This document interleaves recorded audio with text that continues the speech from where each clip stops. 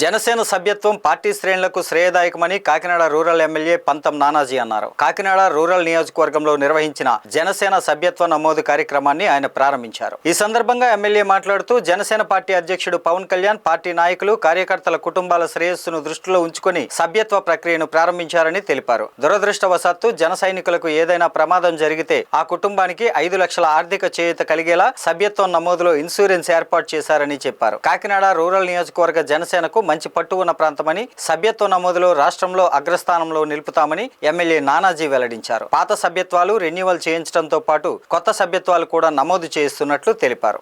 4వ విడత క్రియాశీలక సభ్యత్వాలు ఇవాళ రాష్ట్రంలో జనసేన పార్టీ చేసుకుంటా ఉంది.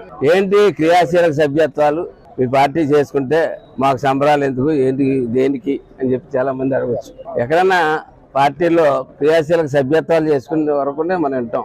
కానీ జనసేన పార్టీలో క్రియాశీలక సభ్యత్వంతో పాటు 5 లక్షల రూపాయలు బీమా జరగకూడదు.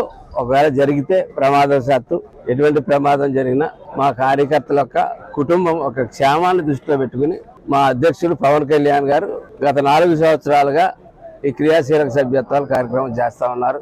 మొన్న ఎన్నికల సందర్భంగా గ్యాప్ వచ్చి మన మార్చికి పూర్తయిపోతున్నటువంటి దాన్ని ఇవాళ జూలై నెలాఖరు దాకా కూడా గ్యాప్ వస్తే ఈ 4 నెలల కాలంలో సుమారుగా 2 కోట్ల రూపాయలు ఆయన సొంత డబ్బులు క్రియాశీలక సభ్యులు ఎవరైతే దురదృష్టవశాత్తు మన నుంచి దూరం అయ్యారో వారి కుటుంబాలను ఆదుకోవడానికి